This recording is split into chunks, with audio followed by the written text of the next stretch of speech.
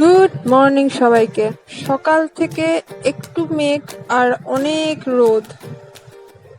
যাই হোক, মেঘ আর রোদ তো চলতে থাকবে। আমি চলে এসেছি বাগানে, আর এখন যে কাজটা আমি করছি সেটা হচ্ছে আমার শাপলাগুলোকে পরিষ্কার করছি। এটা হচ্ছে পার্পল জয় আমার। এখানে একটা কলি, এখানে একটা কলি, শাপলাগুলোতে দেখছি ফুল আসছে। আর এই হচ্ছে আমার অ্যাডিনিয়াম, এতেও কলি এসছে। কালকে একজন বান্ধবী এসেছিল আমার বাড়িতে। ও এই যে নতুন একটা শাপলা আমাকে দিয়ে গেছে, গিফট করেছে। তো এইটাকে আজকে পটিং করব। এখানে আবার শ্যাওলা জমে আছে। আগে এসব হাত দিতে খুব ঘৃণা পেতাম, এখন আর কিছু মনে হয় না। এটা একটা ট্রপিক্যাল ভ্যারাইটির শাপলা। এর আইডিটা আমি জানি না, মানে ও নিজেও আমাকে বলতে পারেনি।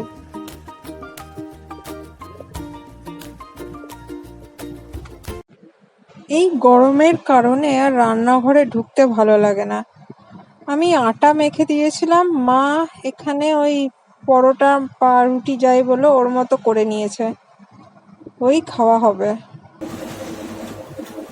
প্রচুর গরম, প্রচুর গরম, সাংঘাতিক গরম।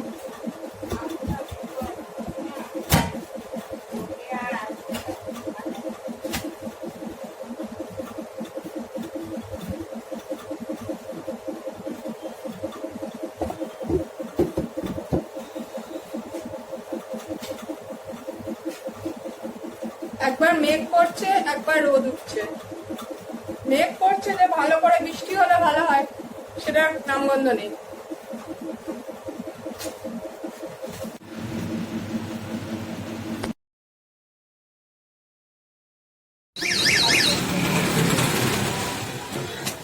এখন আছি কানলা গেটের বাজারে, একটু মাছ নেব। মুখটা হাড়ি করে কাকু একটু রেগে গেছে দেখছি। মুখ হাড়ি উঠছে কাকু।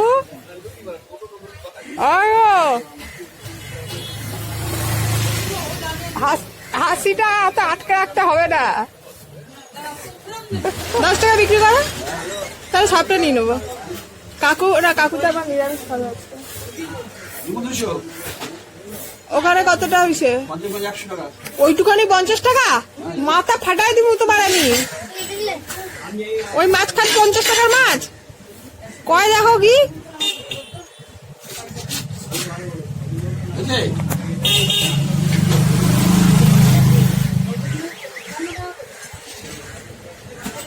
সারা দাও।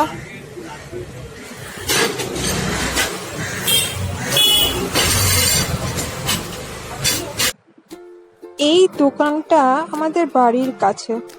কত রকমের জিনিস পাওয়া যায়, খরগোশ, মাছ, পাখি, খাঁচা, খাবার, এভরিথিং। এখানে রয়েছে খরগোশ, কালো রঙের আর সাদা রঙের। খরগোশ দেখতে তো আমার খুব ভাল লাগে, কিন্তু এরা খুব ছটফটে হয়। কি ভালো লাগে দেখতে খরগোশগুলোকে। আর এই যে পাখি, কিন্তু দুঃখের বিষয় আমার পাখি খাঁচার ভেতরে ভালো লাগে না। ওরাও বন্দি আমারই মতো, মানে জানি না, একদম ভালো লাগে না আমার পাখিকে খাঁচার ভেতর দেখতে। আমার ক্ষমতা থাকলে এদেরকে উড়িয়ে দিতাম, কিন্তু সেটা আমার নেই। এটা হচ্ছে আমাদের কালনা গেট বাজার। দেখো এখানে লেখা রয়েছে আমার প্রাণের কালনা গেট বাজার।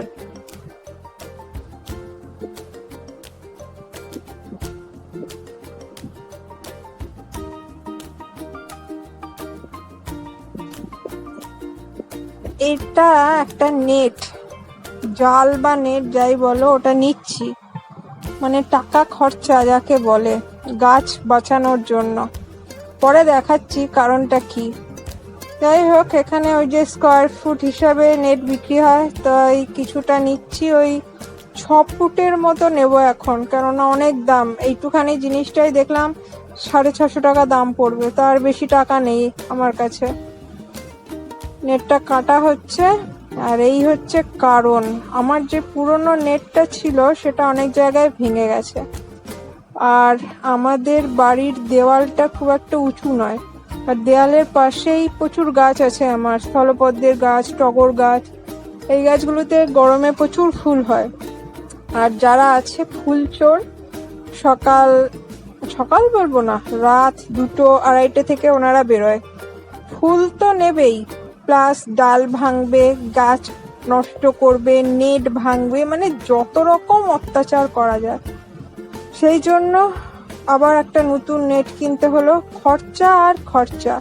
পুরোনো নেটটা ভেঙে দিয়েছে, ভাবা যায়? মানে এরা সকালে উঠে গাছে ফুল তোলার জন্য নেট ভাঙছে, জাল ভাঙছে, ডাল ভাঙছে, কি বলবো। গরম জলে যে নারকেলটা ভিজিয়ে রাখা হয়েছিল সেটা এবার ছেঁকে নেব, মানে ওই কোকোনাট মিল্ক আর কি, ওটাকেই বার করা হচ্ছে এখানে। এটা দেওয়া হবে ছোট চিংড়ি মাছে। কড়াইতে এবার সর্ষের তেল দেওয়া হলো, একটা তেজপাতা ফোড়ন দিলাম।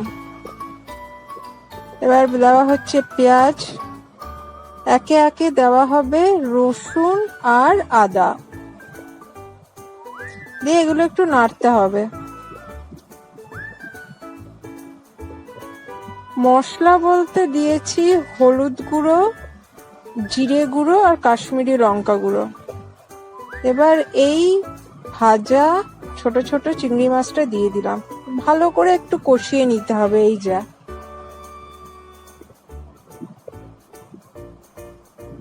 এবার কোকোনাট মিল্কটা ঢেলে দিলাম, একটু ঝোলটা টানিয়ে ঘি আর গরম মশলা দিয়ে নামিয়ে নেব, ব্যাস রেডি চিংড়ি মাছ। দুপুরের খাওয়ার টাইম হয়ে গেছে, কিন্তু রোদ দেখো, তেড়ে রোদ উঠেছে, প্রচন্ড গরম এখন। আর এই হচ্ছে আমাদের লাঞ্চ, মাছ ভাজা, এখানে সর্ষে দিয়ে পটল, পোস্ত, এখানে আছে মাছের ঝোল, ব্যাস এই হচ্ছে লাঞ্চ আমাদের। খিদে পেয়েছে, আমি খাবার স্টার্টও করে দিয়েছি।